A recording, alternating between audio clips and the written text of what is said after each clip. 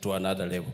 Honorable Speaker, I also want to thank the President of this Republic for giving support to the Honorable Prime Minister. We love Raila. Me, I like him for his politics. He's a man of his own. He's a man.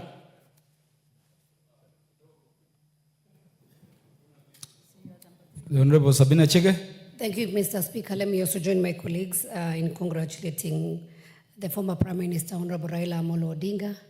He's a man I worked closely with. I know he's a father. I know he's a mentor. African missed a man who had goodwill and the strength of Pan-Africanism, and a person who would have taken Africa to the next level. Mr. Speaker, also let me appreciate the President of the Republic of Kenya, Honorable William Ruto, because he showed the way he took the oath. Baba was his opponent, but he took it up. He went across the globe. He hosted several heads of state, and he showed his commitment for Kenyan. Finally, I want to apologize, and please let me, this apology go on record. To the people, especially from my region, who went out celebrating when Baba lost, and I want to take this message out there to Kenyans. This was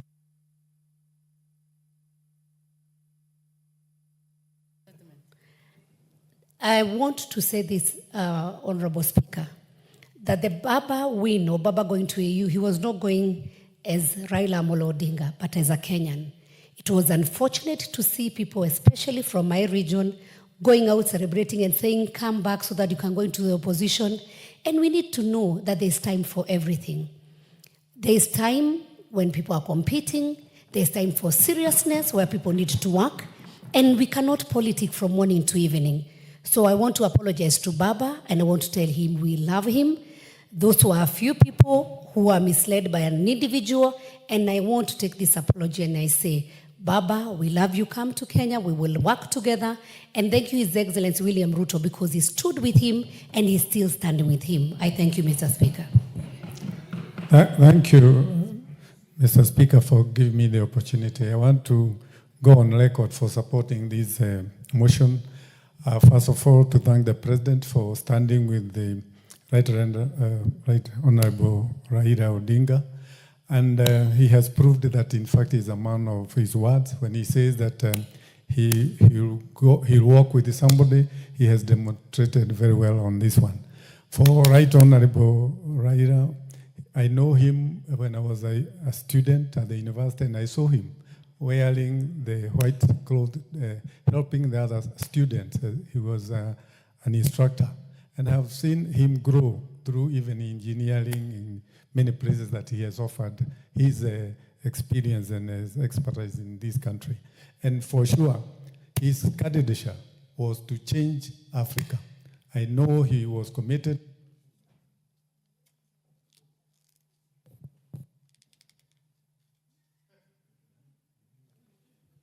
It was the Honorable Lagat. Thank you very much, Mr. Speaker. Let me join my colleagues in congratulating the Right Honorable Prime Minister for putting up a brave fight. He fought a good war, Mr. Speaker.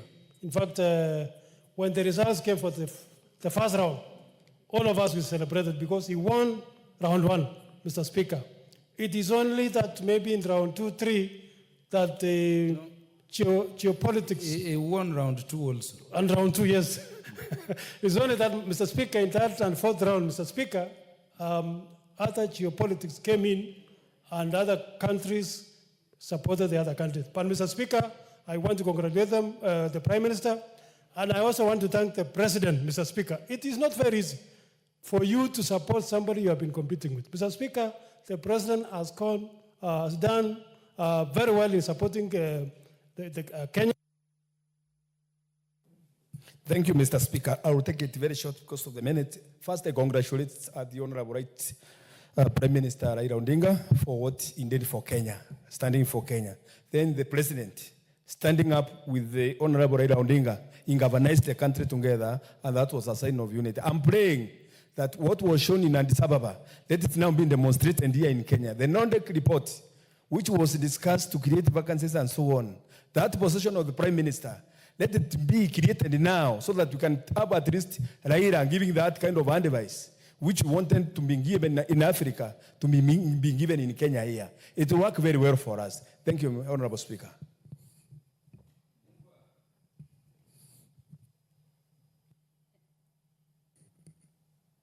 Thank you, Honorable Speaker.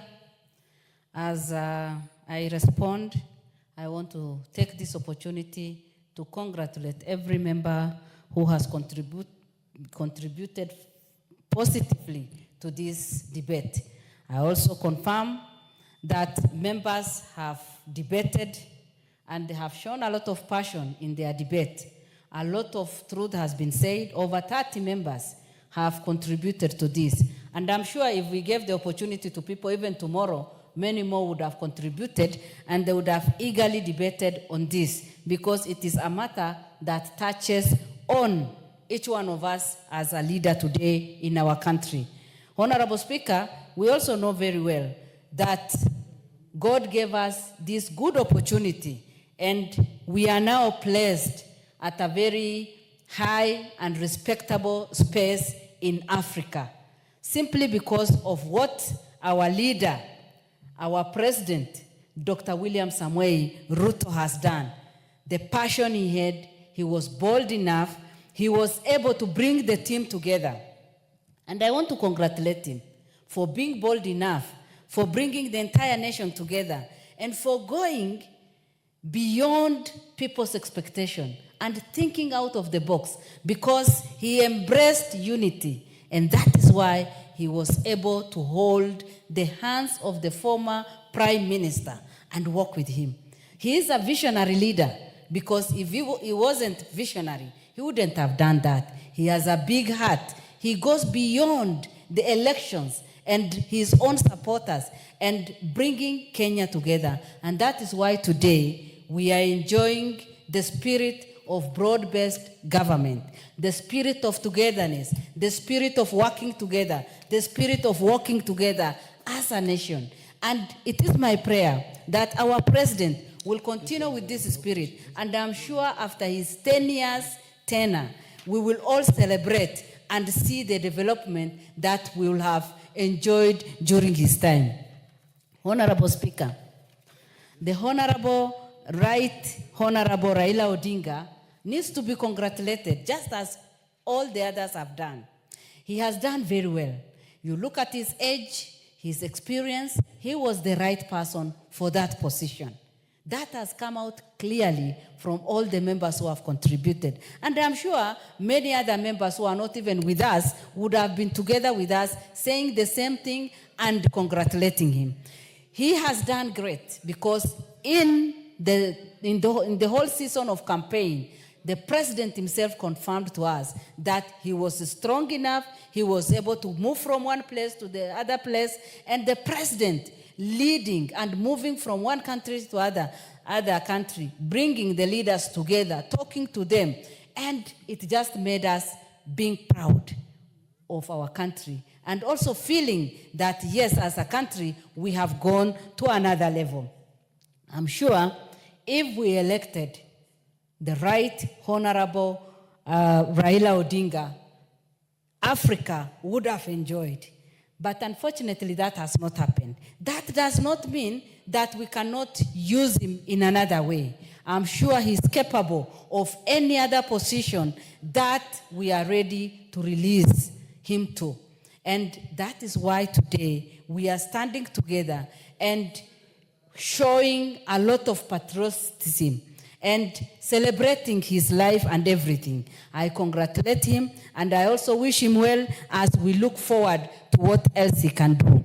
I also want to congratulate the new chair, who has a lot of responsibility in uniting the entire Africa and seeing how we can reduce the challenges that we have, the poverty level, the sicknesses, natural calamity, and climate change that is affecting us. It is my prayer that Africa will be united and our president will remain focused and bold enough to lead this great nation.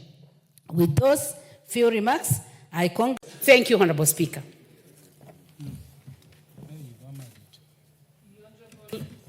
The Honorable Sarah Korere.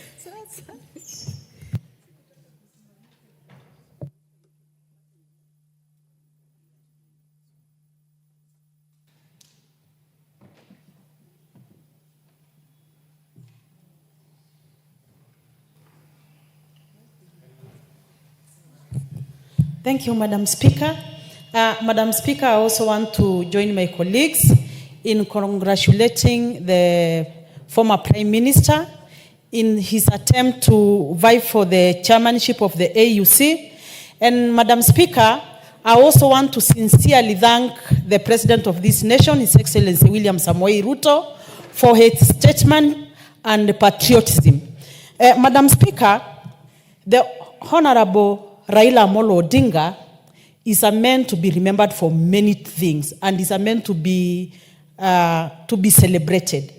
Honorable Speaker, if there is one person who have paid the price for democracy in this country, it is the Right Honorable Raila Amolo Odinga. And he's so consistent to an extent for 40 years, more than 40 years, the Right Honorable Raila Amolo Odinga is still standing for what he believes in, and truly he has proved that what is your point of order? Yes.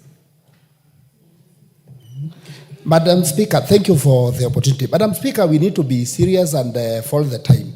We passed in this parliament that we'll go for 3 minutes. And because we all want to contribute, why can't we stick to 3 minutes? Because some are going for even 5 minutes, Madam Speaker. I think when the substantive speaker was here, he asked the House whether we do 3 minutes or 5 minutes. Most people said 5, and then he said, let's start with 5 and see how it's moving. So is it your suggestion that we should move down to 3 minutes? Okay, those who are in favor of 3 minutes, will as many as of that opinion say aye? Aye. With as many as of the contrary opinion say nay? No, I think, Mheshimiwa Korere, I think you can proceed with the 5 minutes, and then we'll move to 3 minutes after that. Thank you, Madam Speaker. So, Madam Speaker, truly this was going to be a win for Kenya, and even as the Right Honorable Raila Amolo Odinga comes back home, he comes back a winner. The man who have lived to his word. Honorable Speaker, a lot of people or naysayers are castigating the Right Honorable Raila Amolo Odinga for every time when he loses an election, he works with whoever who has won. There is nobody else in Africa who can do that. It is only the Right Honorable Raila Amolo Odinga. And Honorable Speaker, if you look at what is bedeviling our neighboring countries, it is because people want to win even when they have not won, and they don't care what happens to those countries. We have seen people being misplaced because of, egos, because of people fighting for power. The Right Honorable Raila Amolo Odinga is one person who have really proved that Kenya comes ahead of everything. Kenya comes ahead of him. And Honorable Speaker, I just want to implore upon this country that this is the high time that our president and the Right Honorable Raila Amolo Odinga leads this country into unity. Honorable Speaker, I first got into politics through ODM. And at some stage, I was an ODM chairperson in Laikipia. And Honorable Speaker, even the president today was once an ODM person. He was once an ODM member. What I want to say is, it is possible for Kenyans to work together, regardless of which region they come from, regardless of which communities they come from, regardless of their religious backgrounds. Finally, Madam Speaker, it is so sad that some of the utterances that were uttered about the heads of states of other countries and our candidates were uttered on the pulpit of the church. Madam Speaker, we need to pray for our churches. We need to pray for our men and women of the cloth. Because, in our church, in the Catholic, we say the church is a moving church. But I just pray that the church, everybody does not move and leave the church in the world.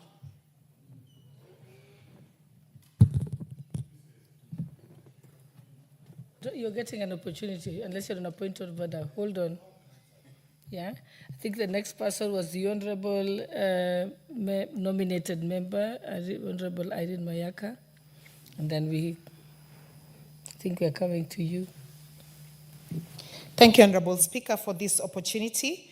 Honorable Speaker, I also want to take this opportunity to join my fellow colleagues in congratulating the Right Honorable Raila Amolo Odinga for conducting himself as the true Pan-Africanist that he is, and actually offering himself up for the AU chairperson position. Honorable Speaker, the Right Honorable Raila Amolo Odinga is one of those people who are very resilient. When we were in Addis and we were all feeling very sad about this particular loss, he was talking to us while smiling and assuring us that it is not the end of the world. And so I really want to salute him for that. Honorable Speaker, I also want to take this opportunity to thank the President, His Excellency Dr. William Samoei Ruto, for leading the campaign on behalf of Kenya. Truly, what the President did was magnanimous of him. Him going across the whole country, the whole of Africa, him hosting us in State House to launch the campaign of the Honorable Raila Amolo Odinga is something that as young people we will never forget, and we want to thank him for that. Madam Speaker, and the Honorable CPA Kimani Kuri alluded to this, that so many of us have been beneficiaries of the Right Honorable Raila Amolo Odinga offering us mentorship. Madam Speaker, if you notice, on my right hand, I always wear two wristbands. One that is the Kenyan wristband for my patriotism. The other one is a blue wristband that has the initials DOR, which means Daughters of Raila. And the reason why I do this is because I am one of the beneficiaries of a mentorship of a great statesman of this country. The Right Honorable Raila Amolo Odinga did not look at me as the daughter of so-and-so. He looked at me as a young girl who was really passionate about politics, who wanted to be in this space and mentored me to get to where I am. And so, Honorable Speaker, it really saddened and disgusted me when I saw so many other young people on social media trying to castigate the candidature of the Right Honorable Raila Amolo Odinga. And Honorable Speaker, I just want to say that we also have a fault because we do not educate our young people about the history of some of the great Kenyans that we have, because they need to understand that when you're out there, when you're competing as a Kenyan, we all forget our tribal cards, put them aside, and stand up for the Kenyan who is competing for something. And therefore, Honorable Speaker, even for the people in Nyeri who are celebrating this, I really want to just tell them that that was a show of patriotism, and we should not allow it as a country. And therefore, Honorable Speaker, even as we introspect and look at what else for Kenya in terms of Africa, even as we congratulate Djibouti for winning this particular contest, I just want to say personally, I think that Africa lost an opportunity to be led by a great man, an opportunity to have a Pan-Africanist who would have taken this continent to the next level. I submit and I thank you.